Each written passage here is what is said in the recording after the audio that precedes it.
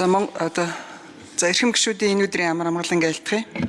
Тэгэхээр Монгол улсын хурлын тухай хуульд нэмэлт өөрчлөлт оруулах тухай хуулийн төслийг үзэл баримтлалын хувьд ерөнхийдөө дэмжиж байна. Улсын хурлаас батлах хуулийг илүү чанартай чамбай болгох боломжийг нээж өгсөн хэд хэдэн санаануудын тулд тусжээ.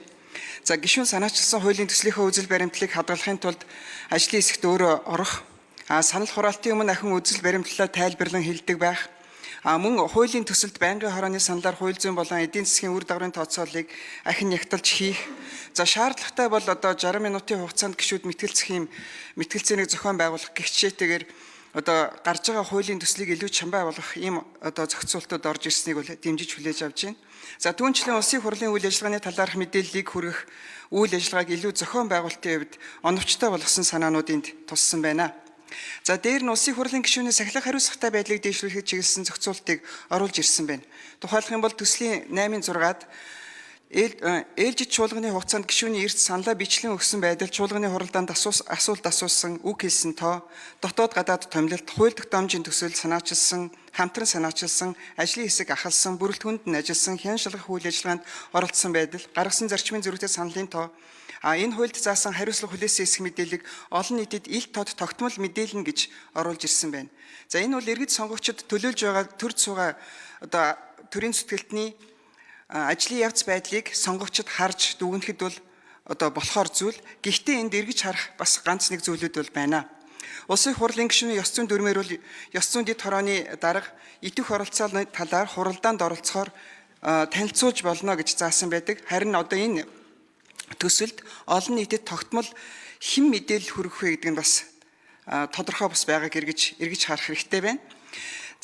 Идэх эрс оролцоог ээлж чуулган дуусахад нэгдсэн байдлаар мэдээлнэ гэсэн энэ зохицуултаас байгаа учраас энтэй энийг нэгтгүүл яасан бэ? Тогтмол байнга мэдээлнэ гэж яхаар зүгээр чуулганы төсөлд нэгдсэн байдлаар мэдээлэл яасан бэ гэсэн энэ саналыг хэлмээр байна. Ер нь улсын хурлын гишүүний ажил үүргийн онцлог бол бас нэлээд төвлөрч ажиллах юм шаардлагатай болдог. Тэгэхээр байнга хуралд орно, байнга санал асуулт хэлнэ гэдэг маань болоод ирэхээр маш хэмжээгээр бас цаг хугацааг авах учраас ерөнхийдөө өөрийнхөө ажиллаж байгаа тэр хуулийн төсөл дээр илүү төвлөрч ажиллахын боломжийг энэ зохицуулт бас хязгаарлах вэ гэсэн юм бодол төрж байна. Гишүүдийн ёс зүй сахилах хариуцлагыг дэвшүүлэхийн тулд ёс зүйн дэд хорооны эрх үүргийг нэлээд нэмэгдүүлсэн юм зохицуултууд орж ирж байна.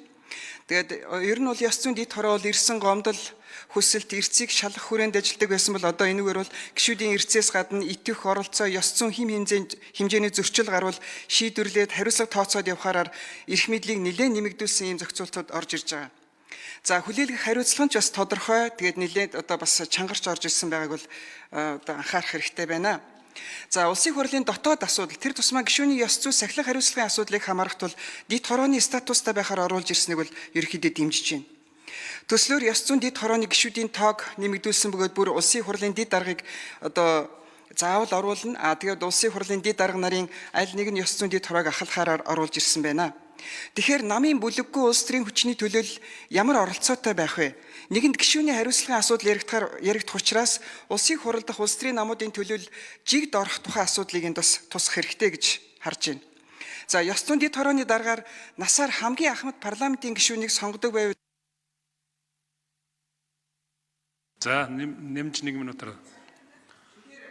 Монголчууд ахын хэлж дүүн сонсно гэдэг. Тэгэхээр дөнгөж сая парламентын танхимд гишүүдийн дуу чангарахад иргэдэл гишүүн ганц дуурахад бүгдийг нь нам болгож байна. Тэгэхээр энэ соёл өнөөдөр хүртэл хүчтэй байгаа учраас ахмадаар нь хамгийн ахмад гишүүнээр ахлуулах ийм саналыг бас эргэж харна гэж үзэж байна. Ёс зүйн дэд хорооны үйл ажиллагааг зардалтай болгож байгаа нь бол бас их сайн байна.